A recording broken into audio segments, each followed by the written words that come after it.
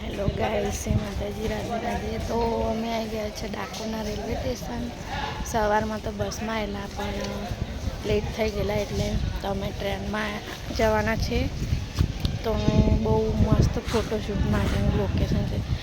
તો જોવો અહીં કેટલું મસ્ત પેન્ટિંગ કરેલું છે કૃષ્ણ ભગવાનને. એવા તો કેટલાય બધા છે. તો તમારે એક દિવસ ટ્રેનમાં જતા હોય ને ડાકોરથી તો લેટ થઈ જાવ તો બધું બહુ મસ્ત છે જોવાનું.